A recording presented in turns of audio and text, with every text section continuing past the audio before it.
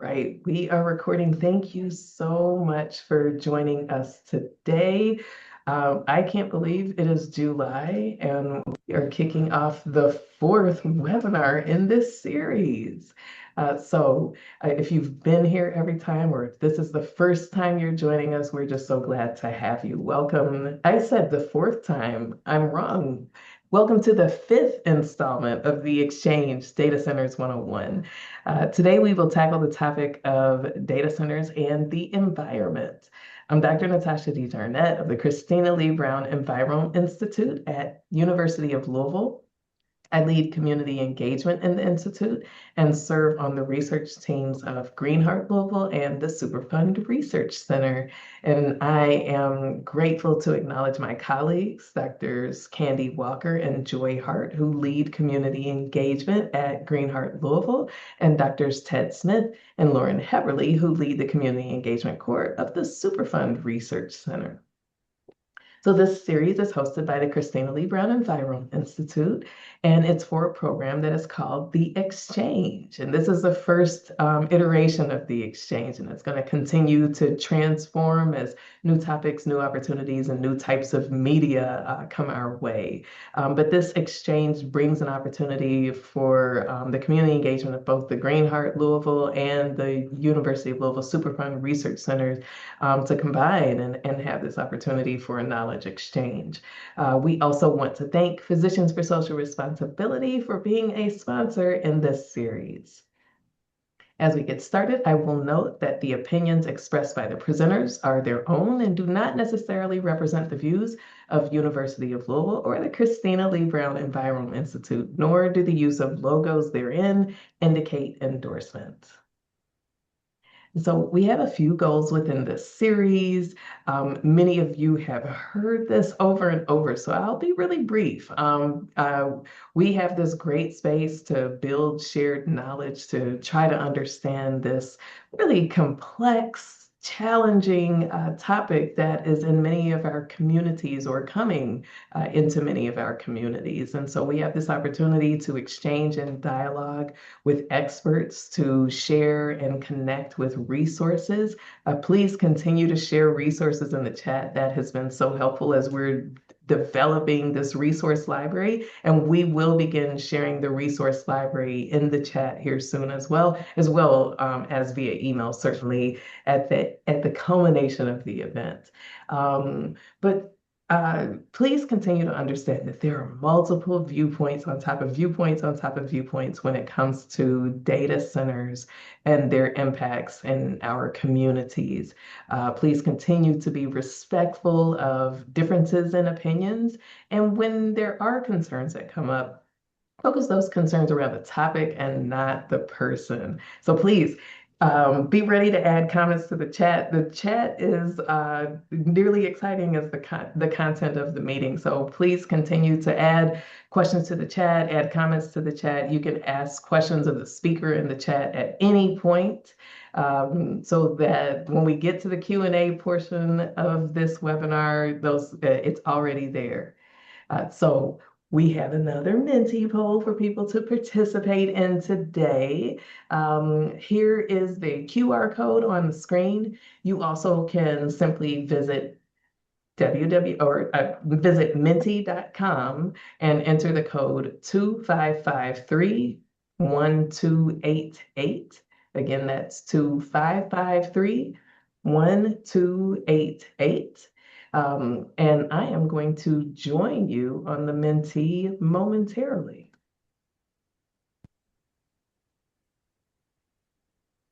Bear with me as I get the Menti screen up. Could you put the QR code back up? Absolutely. I'll have it up in 2 seconds. Oh, I'm showing the wrong screen. That is the QR code, but that is not the QR code I intended to share. And I can see some people are there. All right. Here we go. Okay, and when I go full screen with this, the QR code will be back on the screen. All right. So please keep joining. Okay, the QR code is there on the screen, and definitely don't hesitate to let us know if there are any technical difficulties. So our first question is, in which sector do you work? Are you in the health sector, environment sector? Are you in communications? Are you in engineering, government, non-governmental organization? Are you in academia? Looks like a lot of us are in academia. Industry? Are you retired? Or other? Is your expertise not captured here? There are people still joining the Menti, so we'll hold here for a moment. Lots of us are in academia. Also, you can select as many as apply. For me, myself, I can see where at least three apply to me. Let's see, so we have health, we have environment, and we have academia, most represented among the group. Several folks here from communications, some from government. A few of us are retired, and a few of us are other. We still have people joining. All right. Looks like we're holding pretty steady right now. Academia is winning at this point. If this is a race and if this is a competition, many of us are here from academia. Fantastic. And the number just continues to go up for academia. Still lots of people in health and environment, communications, and government. Okay, we're going to head to our next question, but I believe you'll still be able to add to this. What are some of the environmental impacts of data centers? So we're going to have a word cloud based on what you share. It'd be most helpful if the words that you submit are one or two, and I believe you're able to submit many different submissions. Pollution, air pollution and water use, water shortages, yes. Water and energy. As the size of the word grows, shows how many people are saying this. So water, noise, energy use, pollution, sound pollution, energy.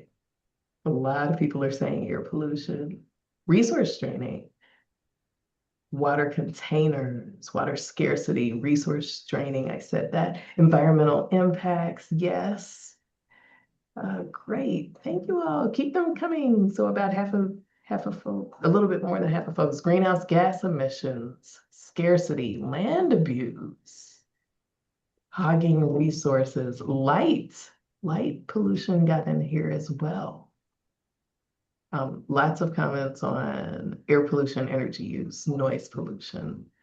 I would say those are likely our top comments that we've received. Health damage, asthma, mental health. Thank you for adding that. So these are some of the environmental impacts of data centers. Oh, who got a emoji in there? Wow, that is great.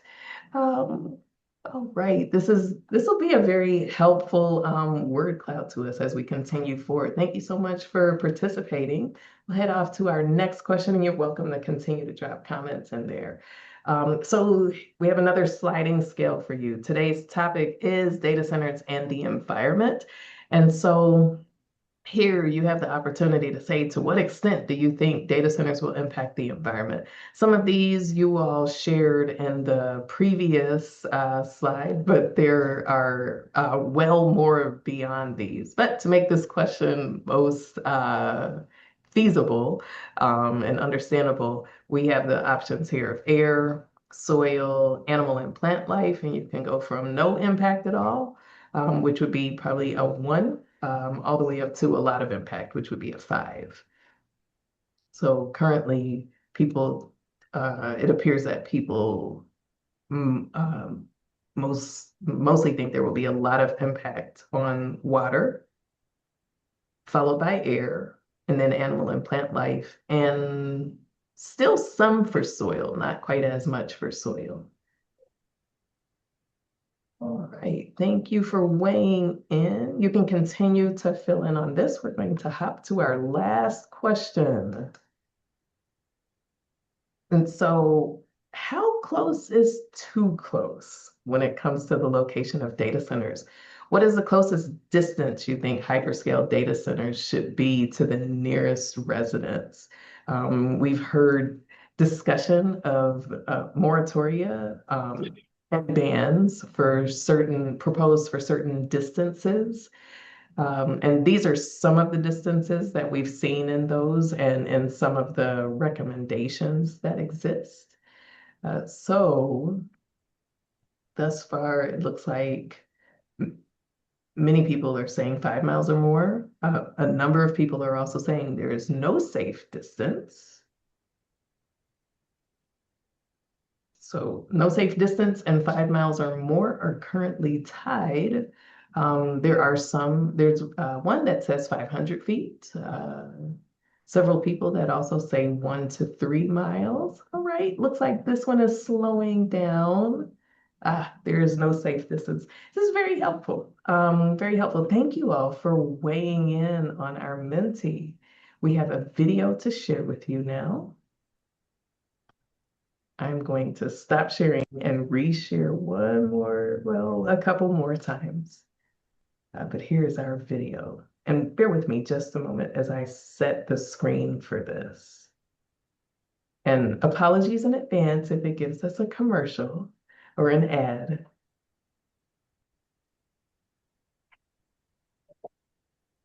This is a CBS News story from Chicago that looks at the environmental impacts of data centers, and it felt like it would be a nice lead into today's conversation. If you cannot hear sound, please let me know quickly. I'm going to go ahead and begin playing. Well, back now to our Eye on AI series. All week, we've been diving into the benefits and risks of artificial intelligence. Now we want to take a closer look at the impact on the environment and public health, because multiple reports show the data centers that are used to store, train, and operate AI models use a significant amount of energy and water. So according to the International Energy Agency, a typical AI data center uses as much electricity as 100,000 households. And a report from the Environmental and Energy Study Institute found large data centers can consume up to 5 million gallons of water every day. Now, that water is used to keep the computer hardware cool, and some data center developers are tapping into freshwater resources. Now, as far as public health concerns go, the use of diesel generators to keep data centers online can emit harmful pollutants that can contribute to asthma and other respiratory issues. And with data centers often going up in rural areas, it's usually people in marginalized communities who are most affected.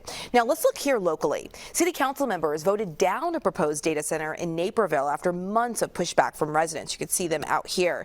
The main concerns were heavy water, health risk, and potential increases in utility cost. Then in nearby Aurora, data centers are quickly going up. This is video from developer Cyrus One, which just began construction on its second site a year ago. Currently, the city has 4 data centers. 5 more are in the works. And because of the interest in Aurora, the city set a 180-day pause on any new data center developments. That expires next month. We called the city's director of sustainability, who says the purpose of that pause was to set new requirements with the environment in mind. So we have a lot of data centers here. We have a lot of data centers that are requesting to come here as well. So we were seeing a need to put a pause on it here because we didn't actually have a definition for data centers in our zoning. And so they were essentially being treated as warehouses, and warehouses and data centers do not have the same uses. They do not have the same impacts on neighborhoods. So we needed to actually do some research on some best practices because there isn't a standard out there for requirements for data centers. We're looking at requiring all new data centers to be considered conditional use. That means that city council will always have approval for a data center. We're also setting new noise requirements, new water consumption requirements, and new energy requirements. We will also have continuous monitoring and reporting to the city about what those standards are and whether that compliance is being met. It's definitely possible to make these data centers be sustainable. We just have to ensure that they're actually doing it. And if we want them to be good neighbors, then we had to put these requirements in place. Aurora actually held an open house just last night to share these guidelines and address any community concerns. And that is the end of our Eye on AI week. You can find all the stories with links to more information on our website, cbschicago.com. We'll be right back.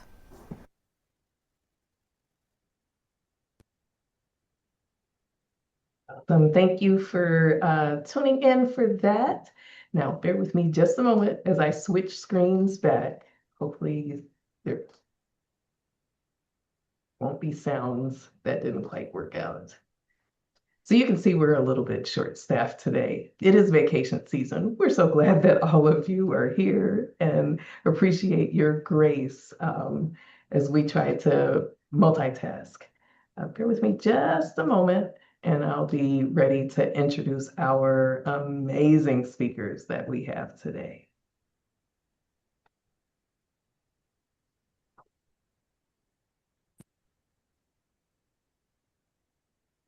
All right.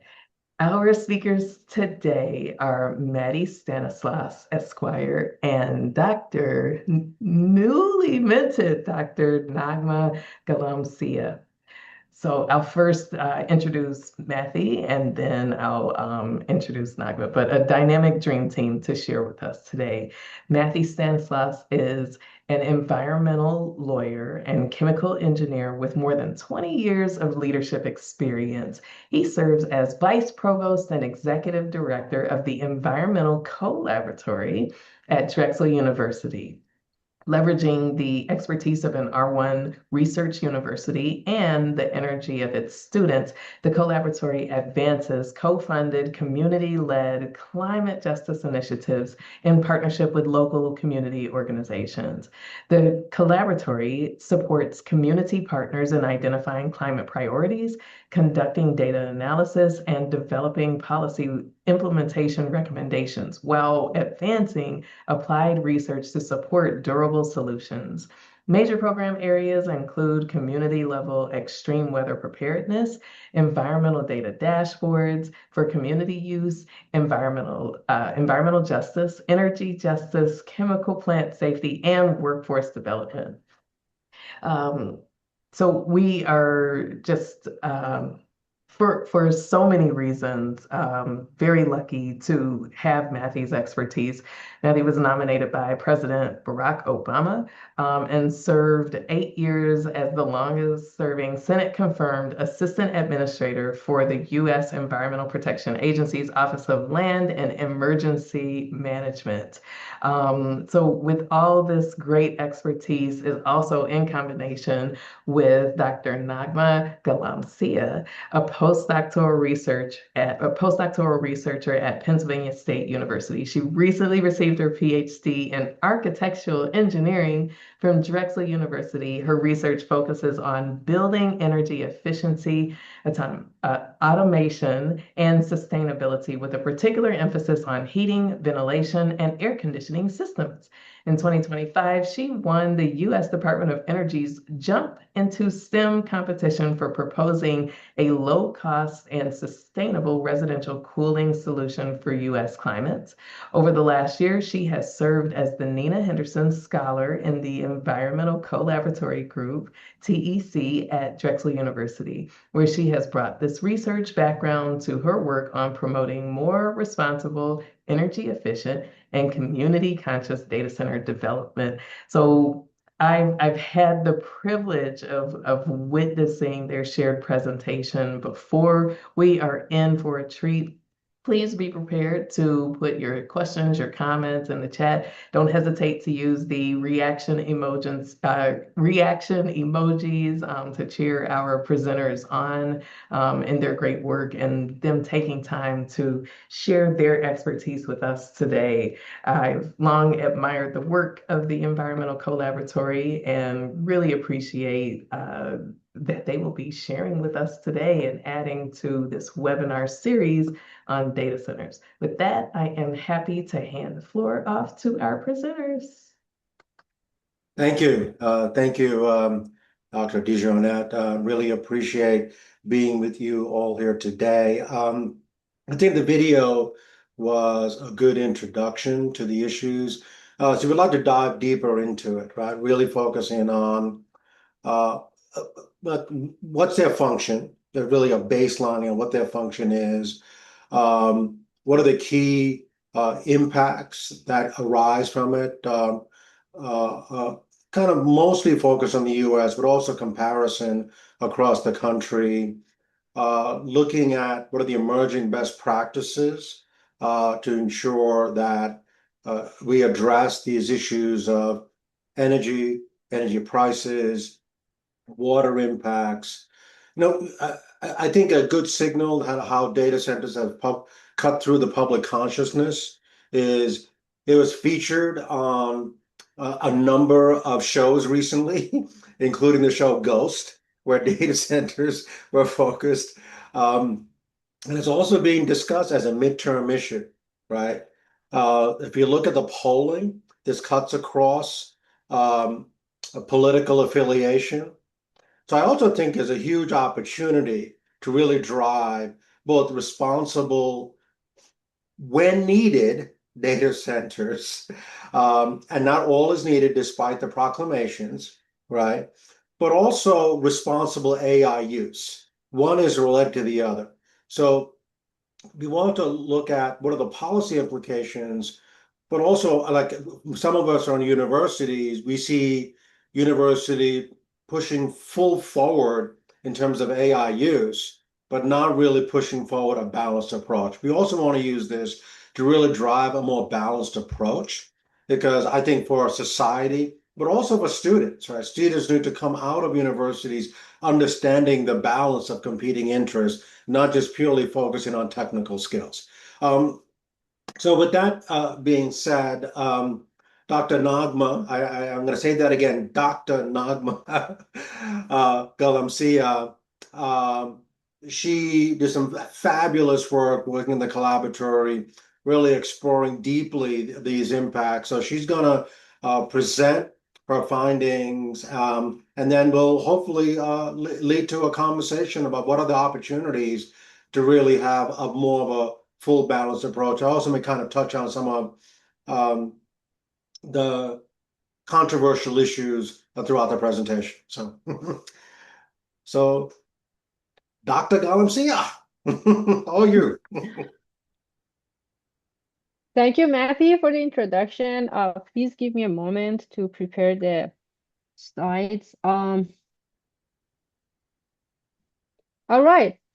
Matthew, could you confirm that Yeah, all the good. slides are showing Yeah, all properly? good. Okay, perfect.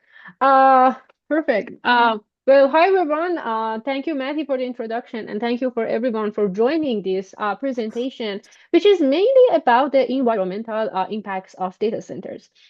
I start with some introduction about data centers and their current condition in the United States. Then I'll discuss the main concerns related to data centers if they're not properly planned and studied.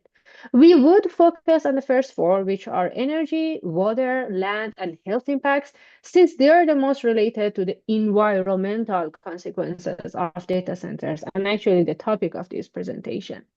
Then I continue with current state-level regulations that are specifically developed to deal with these consequences, as well as some private sector commitments that fortunately we are now witnessing in this regard. And I finish with overall conclusion from this study.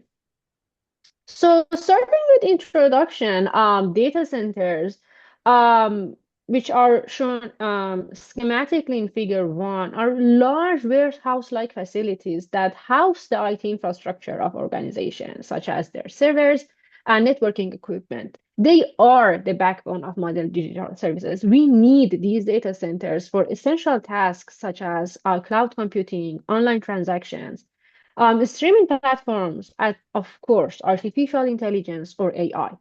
And although data centers existed since 90s for general purpose computing, both their capacity and their number have boomed in recent years because of AI applications.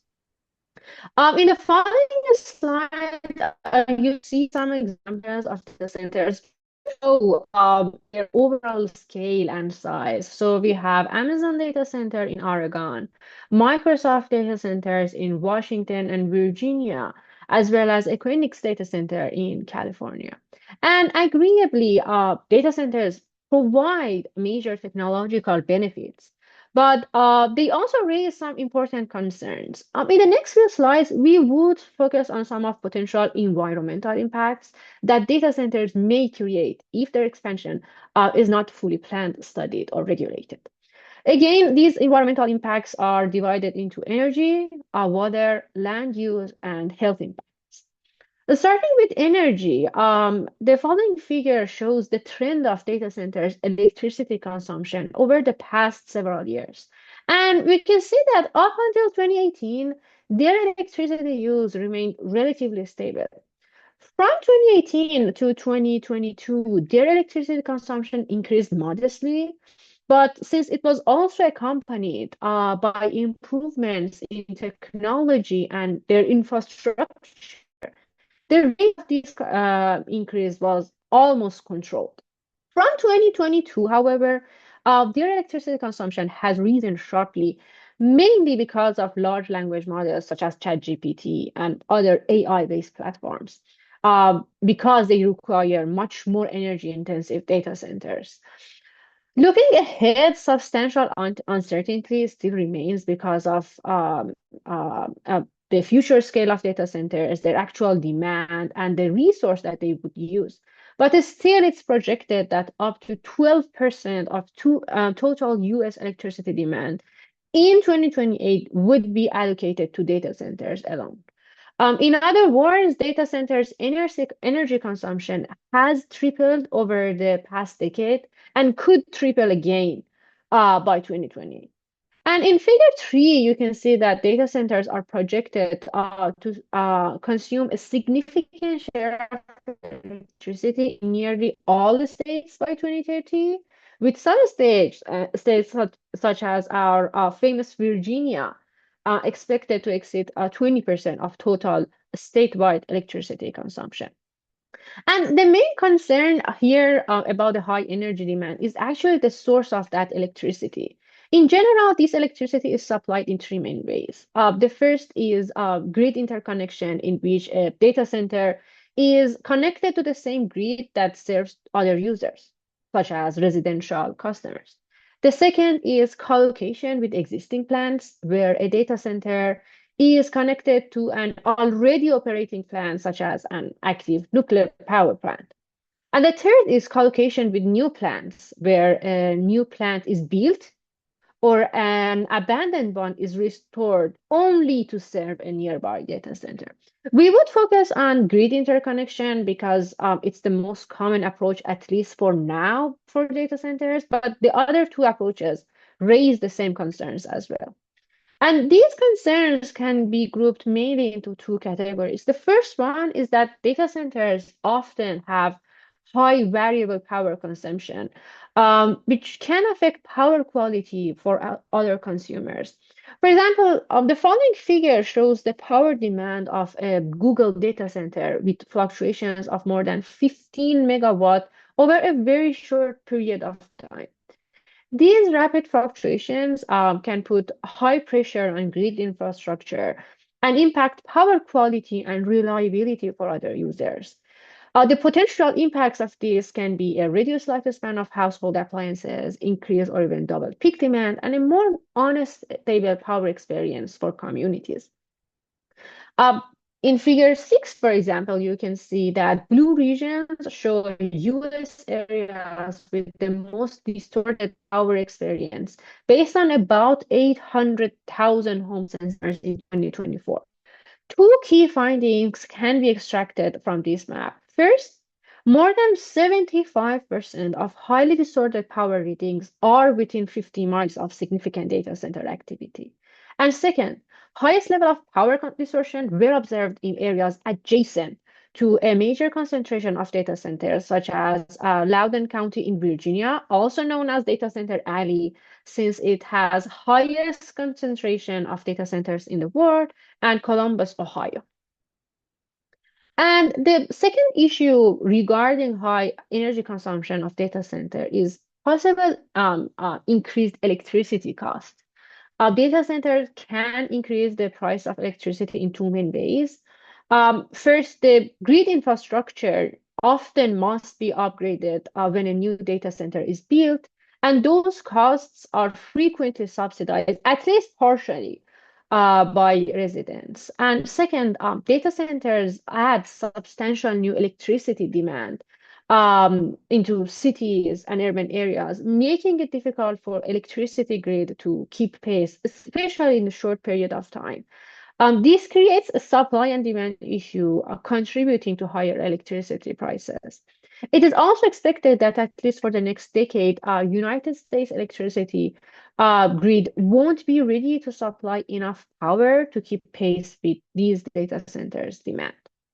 This is exactly why some states, such as Ohio, are now introducing make data centers responsible for paying their energy needs and upgrades. We would get back to this topic later on in the next sections. Again, figure 7 here shows data centers power loads with a sharp increase since around 2022 when the data center expansion happened. And figure 8, part A, shows that this is also the exact same time that we saw a sharp increase in US electricity prices. Just a quick note that in figure 8B, you can see that this price increase was seen in all states, so no state was almost shielded from this issue. However, 2022 was also the same time of Russia and Ukraine war, which provided global fuel shortage, and it was also the same time of global inflation. So it's really difficult to determine what part of higher electricity bills was caused by inflation, by global conflict, or data centers expansion. But still, several state level reports have, at least in part, link rising electricity costs to the growth of data centers. For example, in Arizona Public Service, or APS, has stated that data centers growth is a key factor behind its increase, despite lower residential demand and energy saving initiatives.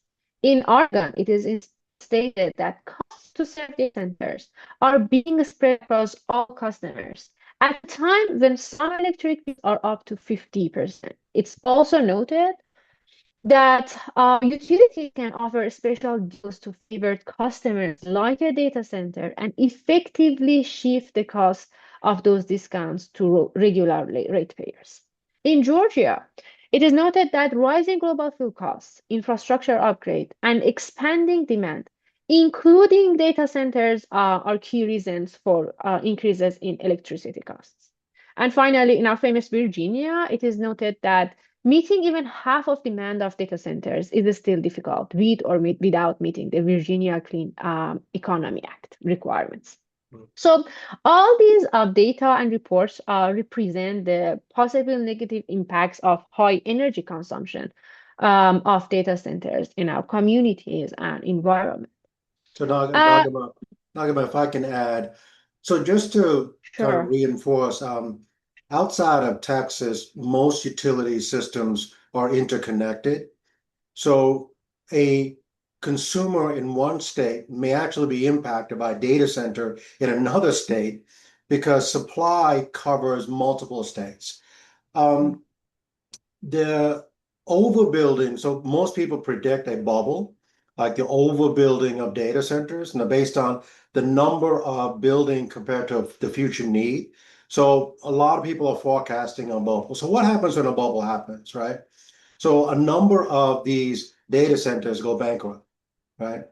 So the problem with some of the deals that data centers are talking about is, in terms of paying for the infrastructure, is that if they become bankrupt, the cost is still a cost on the utility, right? So that cost is going to be then shifted to largely the residential user. So when we talk about special deals with data centers, just recognize that those deals are only relevant as long as the data centers are in operation. And most people forecast a significant percentage of data centers will go bankrupt when you compare the need versus the building trajectory. The other additional issue that is arising is that there are impacts on other large businesses as well, right? So typically, when a large business comes into an area, they work out, if there's infrastructure, it's kind of a planned approach, sometimes 10 years long.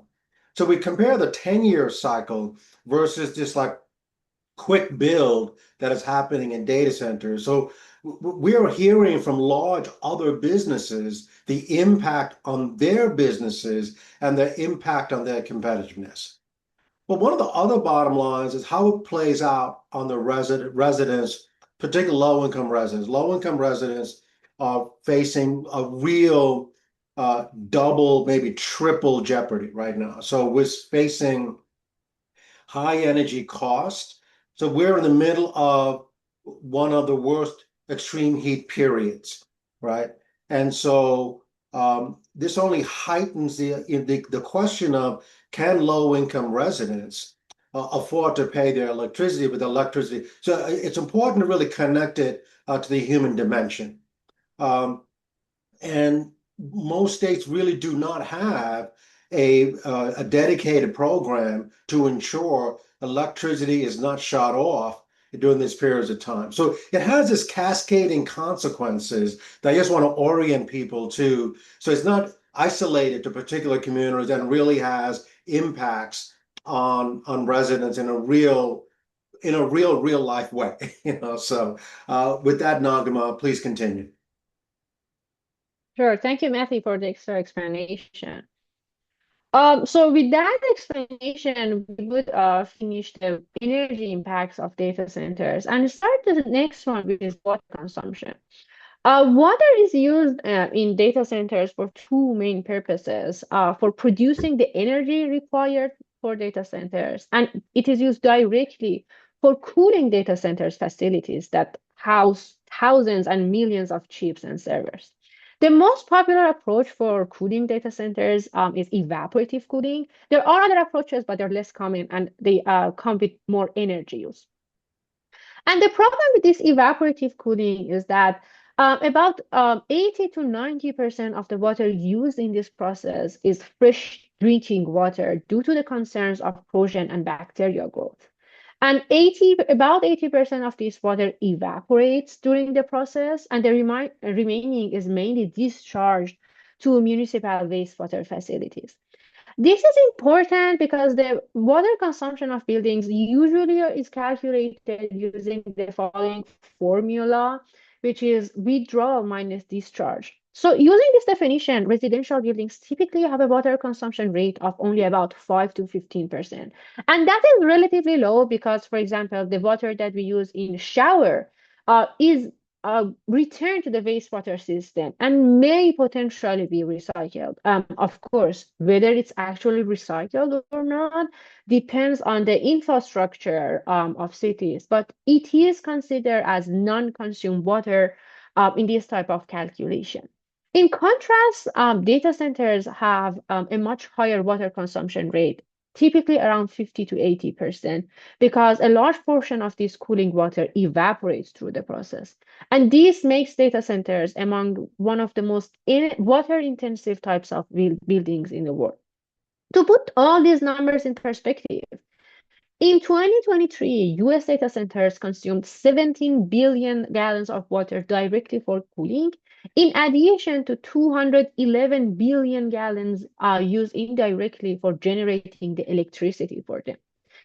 This is roughly equivalent to Chicago's annual water consumption.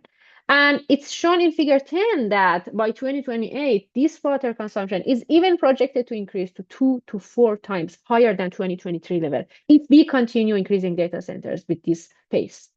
And even more concerning, roughly 65% of data centers built or under development since 2022 are in locations facing high or extremely high water stresses.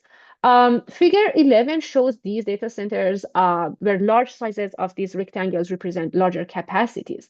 For example, a new data center in Newton County, Georgia, consumes about 500,000 gallons of water per day, which is equal to about 10% of the county's total water consumption. And ironically enough, at the same time, additional data center permits are in progress, some of which would require up to 6 million gallons of water per day. So this was about the water consumption and other impacts of data centers. We can now start the third one, which is about the land use of data centers. And the following figure shows the distribution Hey, of hey, data Naghmeh, centers. Yeah, Naghmeh. Yeah, if sure. I can just add a little bit, if we could go back, well, you could just leave it there, but just in terms of the water use, so there are these compounding effects, right? So there is the water uptake, and it's still we still don't have the data, but these directly translate into water rates increasing, right? So you have to look in terms of the impact to the resident. So if you look at the utility rates increasing, water rates increasing, um, we also have this other issue about climate change impacts to water availability. So we're seeing the water systems being stressed because of the depletion of aquifers across the country and compounded by extreme weather. So these water taking has these really kind of cascading kind of consequences. I guess in addition, and we'll come back to it later, one of the areas that I would say the irresponsible developers of data centers, they're taking the approach of not disclosing water use. They've actually lobbied legislatures around the country. Um, in fact, they were able to just a disclosure of their water usage. There was a law in California where they beat that back in a quote unquote blue state, just the ability to kind of disclose the water rate. So I just want to, again, none of these are in isolation, has many cascading consequences. Yeah, exactly. We would get back to that issue, Matthew, again in the land use, actually. Yeah, yeah. Uh, So the following, you can see the distribution of data centers across the US. And one noticeable trend in here is that they're often either located in what we call our baselands or in our underrepresented communities. For the baselands, due to the importance of data center infrastructure, data center providers bring these facilities to locations that shield them to natural disasters. This is why we're seeing large clusters of data centers in Northern Virginia, since it has near zero earthquake risk, limited tornado risk, and lower hurricane risk than many other surrounding states. And for underrepresented communities, again, large clusters of data centers are being developed in areas with underrepresented populations due to cheaper land, electricity, water, and of course, labor. This is why we're seeing more data centers in some cities of southern states, such as Georgia, Alabama, and Texas. And for the same reason, we are seeing more data centers in rural areas of the United States and actually around the world. And if these expansions are not regulated, it can also lead to significant environmental impacts. Three of them are included in here as an example. First, it can bring large-scale environmental damage. For example, a 4.5 million square foot data center under development in Alabama is expected to clear 700 acres of woodland despite strong public opposition. And Alabama has no water quantity laws, so no state authority will actually evaluate whether the volume of water required for this project would harm surrounding communities or not, as Matthew indicated in the water section. It can also bring intolerable human disturbances. In many cases, unfortunately, data centers are constructed only a short distance from residential neighborhoods. Unfortunately, we are seeing this issue in Loudoun County, Virginia, our data center alley, which brings several issues to residents of those areas. I've included two quotes from the residents of those areas to show how disruptive these data centers can be if not properly regulated. Number one, it was beautiful, and it now has this very industrial feel across it. One can now drive for miles and just see data centers. And number two, I can no longer open the windows of my house on cool evenings because of the noise. Another neighbor put mattresses against their window to block the noise. And finally, it can also bring some side issues such as farmland takeovers. In some regions, farmland is being converted to data centers, raising concerns about food security and long-term local economy. Uh, I have again included a quote from a farmer in Las Vegas, Nevada, who has sold his farmland to a data center. Piece by piece, my family and friends are selling their farmlands to a data center developer. I'm planning on moving out soon. The surrounding feel unfit for agriculture or even human life. These concerns, again, are not limited to United States. For example, farmers in Singapore are also abandoning or selling their farmland to major technology companies, raising similar concerns in other parts of the world as well. With that, the concern about the land is finished. Matthew, do you have anything to add in this section before I go to the health impacts? No, only thing I will highlight is the broader issues of is it as of right or by permission, right? So some developers are taking advantage of no or minimal local land use approvals to site data centers. And it's also related to, I'll just flag this here and we could discuss a broader non-disclosure agreements that these companies are entering into with the local government. So a lot of communities do not know the full dimension of the problem because they sign these non-disclosure agreements, which I believe violates the open government requirements in many states. Thank you, Naghmeh. Yeah, sure. So for the health impacts, which is our last section, we can say that this section is not discussed, researched, and analyzed that much of previous sections, and that's because companies actually have these data, but they're not required to represent this information to the public, so we don't have access to that much of data. But we know data centers contribute to huge amount of air pollutants such as CO2 and NO2, which leads to PM2.5 and other harmful particles. Emissions also occur from electricity grid that the data centers are connected to, where lots of fossil fuels are burned. But in addition to them, we still have some evidence that indirectly link data centers to the health-related consequences.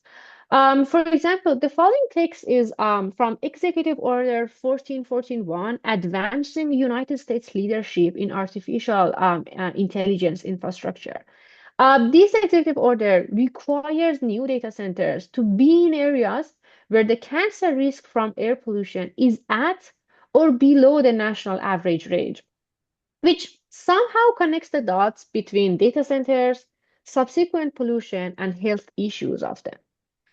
And the following figure shows the distribution of health risks across several counties in eastern states. Darker shades of purple indicate higher health costs, and circles represent the location of backup generators. Two key findings emerge from here. First, the higher health risks are observed in areas near data center backup generators. And second, the most affected county is actually not Loudoun, the data center alley itself. It's Montgomery in Maryland. And that's because the wind transports all this pollution from Loudoun to Montgomery. So Matthew touched on this regarding the energy section. Some people might be affected because of irresponsibility in other states. Some populations in terms of health, again, might be affected because some other counties, some other states do not follow specific guidelines regarding data centers and their health impacts. So Naghmeh, if you could pause that for a second. So the fact of data centers being 24/7 is a choice, right? Is a choice that drives so many issues, the energy costs. Because there have been studies that if a data center could actually pull back, potentially only being available 95%, it could significantly reduce the energy cost. But because they've chosen to be 24/7, you know, they currently have these backup generators. So backup generators are generally permitted to operate in exceptional circumstance, right? They typically have the worst kind of fuel, in many cases diesel fuel. They typically do not have, well, they do not have the rigorous pollution controls that would be necessary if they're operating on a consistent basis. So one of the hidden issues is the backup generators are permitted as if they are truly exceptionally used, but the data center operators have chosen to operate a 24/7 basis. And so these generators are operating more frequently than the permitting scheme is designed to do, which means that you have much more localized impacts. And the backup generators, just given the nature of their design, because they're not intended to have wide dispersion, tends to have more localized impacts. So the particulates, the nitrous oxides, potentially some hazardous air pollutants are all localized in nature. And this is a really not well disclosed issue around the use of backup generators and their impacts. Okay, Naghmeh. Yeah, yeah, exactly. Okay, with that, we finished the part of the impacts of data centers. We can say that to address these concerns, nearly all states have begun introducing regulations to control data center development and operations. Some of the most notable bonds are included in here, which are categorized into energy, water, accountability, and land and health. Due to the time limit, I would only mention one regulation in each of these categories to give an idea to audience how states are dealing with them. In terms of energy, California now requires some designing protocols to minimize cooling loads of data centers. It also requires only heat pumps for all heating and cooling in data centers, since the heat pumps are generally more sustainable and energy efficient of any other ventilation device in buildings. Regarding water, Oregon now limits the water use of cooling systems of data centers, particularly in regions that are facing drought. Regarding rates and accountability, Ohio, as we mentioned previously, now forces data centers to pay 85% of the energy they're subscribed to use in advance, regardless of whether they use it or not. And the reason for that is that the state has to update the infrastructure of because of those data centers. And these costs, whether that data center is constructed or not, whether that data center use that amount of energy or not, should not be allocated to normal ratepayers, such as residential buildings. In terms of land and health, Washington now limits installation of emergency diesel engines of data centers of up to 21, each less than specific power capacity. It also requires the sourcing of renewable power in some conditions for these diesel engines. In addition to these state level regulations, we are now seeing some commitments from the private sector, especially from big tech companies that drive much of the expansion of data centers for the development of more responsible data centers. One of the most detailed examples of this commitment is from Microsoft's Community First AI Infrastructure Plan, which was launched in January 2026. This initiative is presented in 5 main areas for building, owning, and operating data centers, more responsibility with communities. And the plan includes much more energy efficient data centers in terms of electricity use, water use, making sure data centers bring jobs for local residents, ensuring that data centers pay a fair share of taxes, and ensuring that tax money is used for local hospitals, schools, parks, and libraries. And finally, ensuring a proper education of AI and data centers to locals. Uh, so before I finish presentation and go to the conclusion, Matthew, is there anything that you want to add?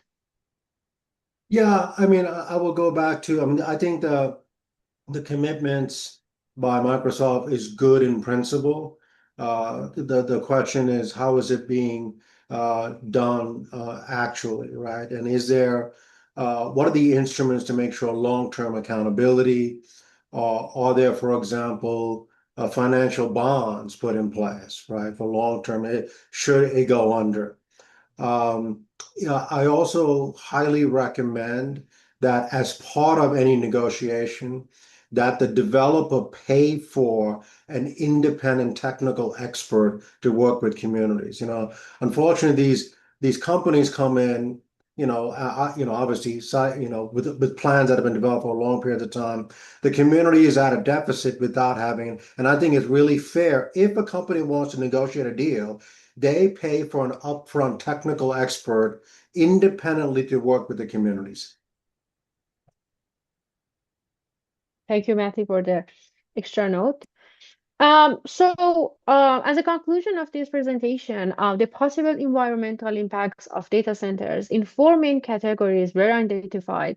Some state-level regulations designed specifically to deal with these data centers and their environmental impacts were explained, and new sets of commitments from the private sector with emphasis on Microsoft was included.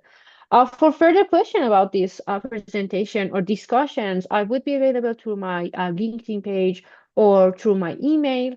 And I hope this presentation was helpful for the audience. We would be happy to answer any questions. Wonderful. Thank you, thank you, thank you. Please join me in thanking Matty and thanking Naghmeh for a fantastic presentation. There are so many questions in this chat, and we are nearly at time. So I ask of grace, we might go a little bit over today, and we understand that people may have to leave. And then if our speakers are okay with sticking around for a few minutes after that, and maybe there's some people that have some questions that they want to ask outside of this recording. Now, some of the questions that you have raised in the chat have already been answered, but for the benefit of the people that will be watching just the recording, I might repeat some of these. I'm going to try to get through as many questions as quickly as I can. Thank you all for the questions, and thank you especially to our presenters for your presentation. We've already seen some of the reaction emojis come through. Please keep them coming for such a fantastic presentation. You got a question early on, and there's been some commentary around it from David about, do we need data centers at 10x the demand for the applications that don't exist, that run on hardware that we can't make enough chips to turn on? A lot about the questions of here about the demand for these data centers. Does the demand match what we're experiencing with the proliferation of these data centers in our communities? I mean, that's a good question. Let me do it. And Naghmeh, please add, most people believe that there is more being built than needed for the future, right? The reason is that data centers are all individual operators. It's not done to a planned process, right? It's not like a state goes through a process and says, we need this amount of capacity. It's not like this country says we need this amount of capacity. It's just, in effect, it's kind of Wild West. So there's kind of this kind of disconnect between data center siting and need, and I would suggest broadly is that in terms of public engagement, ask that question, what is the need for what purpose? And then we didn't get a chance to talk about it. A lot of the data center developers, and frankly, they're supporting elected officials, talk about job creation. When you look at the permanent job creation, is fairly limited. The economic contribution is fairly limited. So I would say broadly, one of the basic things to take away from it is radical disclosure as early as possible so the local communities can have a full say in analyzing these decisions. I mean, right now, that's not the tactic being taken by data centers. And frankly, some of the elected officials, local decision makers that have signed NDAs with them. That brings me to the NDAs of it all. And thank you for what you all shared about NDAs beforehand. In reality, it appears that many of the communities that we've heard from want some transparency. We already know there are NDAs, we know there are trade secrets. To what extent can this be possible, and what levers can be pushed for more transparency for those that have data centers within their communities or propose for their communities? So I want to be really clear. I don't think there's a single rationale for NDAs in the siting of data centers. The data centers are not disclosing proprietary information. They're disclosing the siting, right? I believe NDAs violate open government requirements. So if the one demand all of us should make right now, well, being upfront and start a no NDA campaign with their local government. Start it right now before the data center. There's no rationale. And I think any local official who signs an NDA violates his or her commitment to their office, right? So that's the one thing that we could do to kind of put communities out front. You're getting me charged up here. And you're getting lots of reaction emojis. It's resonating. Thank you. Thank you. Well, so let's just get more controversial. So we have a question here from someone who is an interested member of the public. What percent of the demand for data centers is driven by the average user in our nation who uses AI to get quick answers to their questions? Because when we search on data centers, what it says is that this demand is being driven by the use of ChatGPT and models like that. What do you have some insights on this? Yeah, I don't know whether Naghmeh, whether you are able to look at that. Why don't you give your answer first, Naghmeh, and I'll give my answer. Yeah, sure. So, as far as we research, there is no percentage. It's like that. 30% of energy and water use of data centers is because of people, and the remaining is because of companies. But what we know is that companies' share is much more than people. So it's not that me chatting with ChatGPT about daily basis is ruining the environment and killing animals. It's definitely helping in that way, and it's definitely promoting this AI use for every company, to any website that you go nowadays, to any platform that you go nowadays. They have an AI-based chatbot, which basically in most cases they're not needed. So there are several campaigns that advocate for not using that AI-based chatbots, uh, to limit the use of companies' AI share. But there honestly no such data, as far as I know, about how a single person, how normal people are contributing to that. Yeah. Yeah. So The more, yeah, yeah, go let on, me Matthew. add to that. I think the idea of large language models and machine learning. So it's largely used for businesses purposes. One of the places that I think we can drive some accountability is academia, right? Academia, I'm just going to call it out. Academia generally, but academia that works with Department of Defense contracts, doing a lot of Department of Defense works, do these large language models. We could begin with holding just kind of having academia disclosing, what is their energy use, without disclosing any proprietary information. If academia is going to play a essential, public role, we could begin with disclosure of that. Right. So to generally answer that question, so I think there are large institutions as not the individual consumer. I will say something that may be viewed by controversial by some, is that we should also look at AI as a way to balance the tables, right?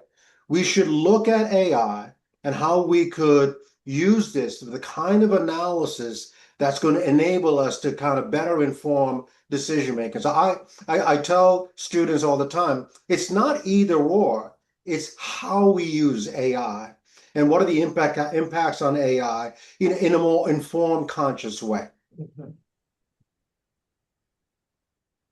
So the reality of it all, and Okay. then a little bit of inspiration for entities, large entities that use these types of large language models and other factors that are driven by data centers and the energy that they consume, where there's opportunity and where there's some levers. Very much appreciated. All right, folks, we are going to round out soon. I'm going to try to squeeze in just a couple more questions, and I have a big announcement for everyone. So if you can stick around, we certainly appreciate it. So there's some questions here about federal regulations, toxic release inventory law, other federal regulations. Are hyperscale data centers subject to these, or the entities that support them, whether through utilities or energy? And is there opportunity in that space of regulation for the further protection of communities? Um, I missed the first part, Natasha. Yes. Oh, yeah, no problem. No problem at all. So there are a lot of questions here that come up around some of the regulations that have existed and laws, toxic release inventory law. There's another law example that's mentioned here, and I can't find it fast enough in the chat. We have a very active chat. Thank you, by the way. But are there any opportunities within those legislation, or do you see some potential threats that could leave our communities more vulnerable or more susceptible in the current regulatory Yeah, landscape? I mean, one of the problems is kind of local land use, so um, because there are many of them are being cited in permitted right zones, right? So Mhm. they are as of right, right? So in many cases, there's no land use approval necessary. In some cases, the water take is as of right. So I think we need a more rigorous, targeted regulatory approach for data centers, and Naghmeh kind of pointed out to some of those. I think we need a targeted water permitting, air permitting scheme. Um, and I think because it's moving so quickly, I think we just need to force radical disclosure right now to enable communities to understand the issues. And I would begin with, if you're gonna want to entertain our support, let's radically disclose, right? I'm just given how slow the regulatory process can be. So that's my while I don't think it's subject to TRI, I think focusing on adjusting TRI, you'll be too late by the time all these things are cited, so. Yes, and they're Matthew, I can happening add. so quickly. Yeah, please go ahead, Naghmeh. Yeah. Yeah, I can add to what Matthew said about non-disclosure agreements and disclosing everything. I explained about the Alabama case where a large data center would raise 100 acres of woodland. That data center specifically targeted public opposition because it was an NDA, a non-disclosure agreement. And the fact that the state officials, the public officials who are elected to protect them, have signed this data center before notifying them, specifically targeted rounds and rounds of protests. In many other states, exactly again, because of NDA, protests have happened. And what is said, at least in new sets of research, is that if you're going to build something, let people and residents know about that. Because if you don't, they would assume the worst thing about those data centers. Those data centers would have negative impacts. But as soon as you don't let the public know about that, it's not that the public don't know and they would let it go. They would assume the worst thing. And you would face with much larger protests and oppositions than you let them know and explain the benefits, the jobs, the any other local benefits that it might have, as well as any other plans that you have to deal with their negative impacts. Yeah. Yeah, I'll just reinforce this. I think for an elected official to sound the NDA violates their responsibility to the public. I think it violates their office. I think it's anti-democratic, right? And I think that just as kind of a campaign strategy, targeting NDAs and pushing it in front of elected officials right now is a way to go. Then you can get into these issues of disclosure and citing. But I think we want to kind of put elected officials, put agency officials on notice that we view NDAs as a violation of their job. I think we should, I think we will rest the case, for lack of a better term, right there. So appreciate all of your thoughts, all the expertise you poured into this presentation. I told the group that we were in for a dream team, and you all absolutely did not disappoint. We appreciate your expertise, your time, your preparedness, and your efforts to share with us. You shared with us about water consumption and impacts to the land, how climate can further exacerbate some of these impacts, potential health impacts. And I thought it was very interesting, the advice, so I'll repeat it here, to request upfront that companies pay for an independent technical expert to work with communities. I so appreciate this, so appreciate your time. I just am asking for just a couple more minutes of folks. And if our speakers are able to stick around and answer some people offline, we welcome it. Certainly no pressure. So here is our QR code for you to provide feedback. You're also welcome to visit the link. If you were paying attention to the chat, this is already in your chat. And if you just want to click on the link from your chat, we would love your feedback as we continue to shape this series and try to make sure that it meets the needs. So many people have, so hundreds of people have signed on to this webinar series. And we've had over 1,300 views for each of the webinars and the recordings. And so we're grateful for the support, and we want to make sure that we meet the needs of the communities that are calling for more information. So thank you so much to doctors. Both of you have completed your terminal degrees, Mathy Stanislaus and Naghmeh Ghalamsiah. Thank you for sharing your expertise with us today. Thank you to the audience for participating. We had a very active chat this time. I tried to highlight some of what was happening in the chat and the questions that we shared with the presenters at the end. And of course, we offer great thanks to the Christina Lee Brown Environment Institute for hosting, along with Green Heart Louisville and the University of Louisville Superfund Research Center. And we also thank PSR for sponsoring. So stay tuned in the upcoming weeks. Next week, at July 8th at noon Eastern, join us to learn about data centers and policy, which the current conversation left in a great spot for us to transition to dive deeper into policy. So data centers and policy will be featuring Dr. Adrian Hollis from the National Wildlife Federation. And we are so excited to announce that we're going to offer a bonus session. This will be on data centers and energy costs, and that will be on July 15th. So stay tuned for more information. We'll try to populate this through your current link, so no new link. We'll try to expand our series, but we're really excited to keep the conversation going. This particular topic is in response to many evaluation feedback that we've received of wanting to understand more about the energy costs, the cost to households and families. We also might sneak in another bonus session looking at modeling of these energy costs as well. So please stay tuned, and we'd love for you to stay engaged. All of our webinars take place on Wednesdays at noon Eastern. You can join any, you can join all. You don't need to follow them in order to get engaged. And then I'm also really excited to share about our film screening and panel. This will be the culminating event for our series.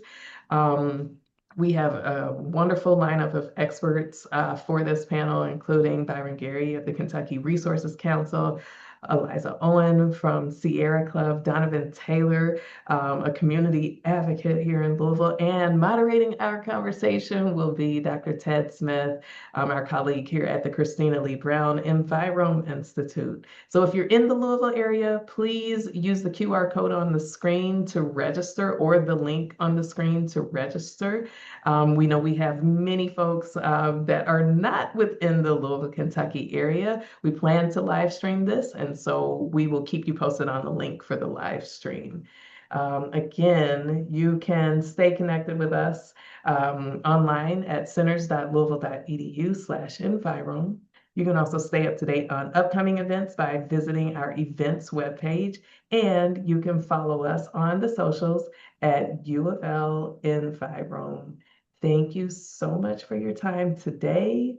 Thank you for participating in this great conversation, and thank you especially to our amazing speakers. I'll stop the recording now.